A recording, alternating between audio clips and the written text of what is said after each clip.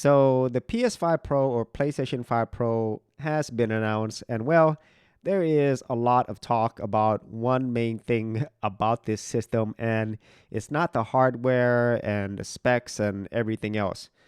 What really got people talking was the price, because the PS5 Pro on release is going to be $699 or basically 700 US dollars. If you are in the European areas, it could be $800. And then depending on where you're at, it's going to be pretty expensive. And the thing is, this PS5 Pro does not come with a disk drive, nor does it come with a stand. And these things were included whenever you bought the previous PS5 with a disk drive. And obviously, you could get the diskless drive system as well. But it is actually not the most expensive PlayStation that has ever been released. So let me show you the one that is the most expensive, and this is adjusted for inflation. So there's this article here in Game Rant where they actually looked at the prices of all the PlayStations and then adjusted it for inflation. So as you can see here, here's a chart, but I'm going to go down here where they actually have it in text.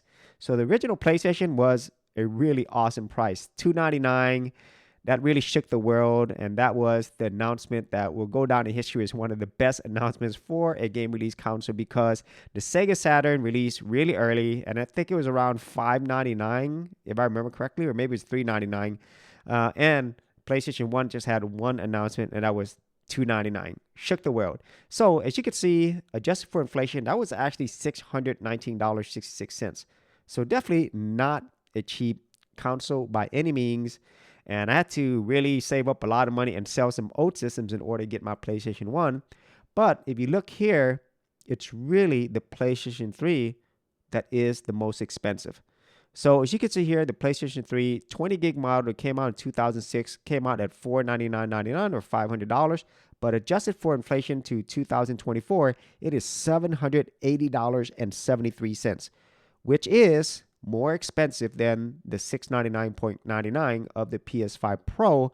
But you could go further. If you actually got the PlayStation 3 60 gig model, that was $599.99 or $936.88, making it the most expensive PlayStation model so far.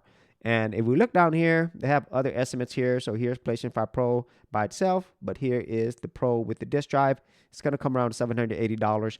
And if you get the actual vertical stand with it, which is an extra cost, it's going to be around $800.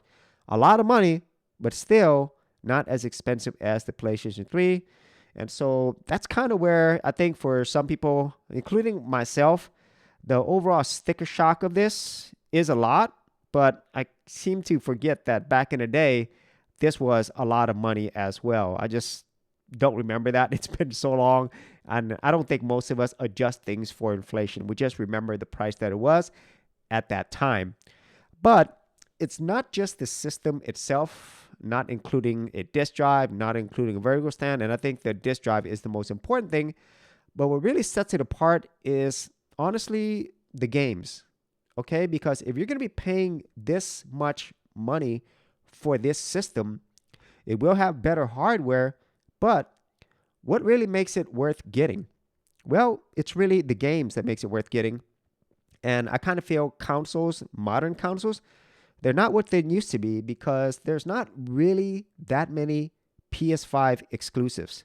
So these are current games, but also upcoming games. And I won't go through all of these, but I'm just going to scroll through some of these. There's Astrobot, Astro's Playroom, Demon's Souls, the remake, Destruction All-Stars, Final Fantasy VII Remake, Rebirth 16, Forspoken, got Spider-Man, Spider-Man Pacific Drive, okay, Returnal, there's Stellar Blade.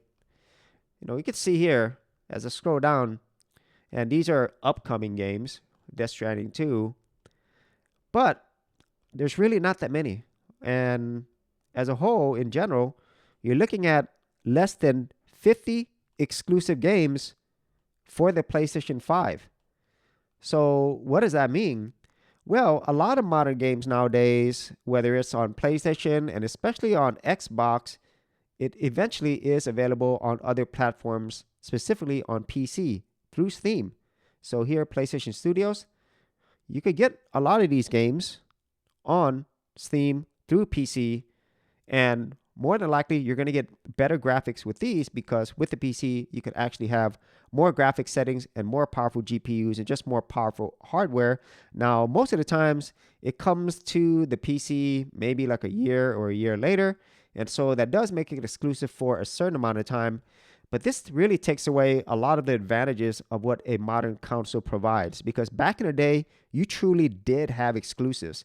If you wanted these games, you're going to have to get it on that system, okay? PlayStation 1, PlayStation 2, so forth.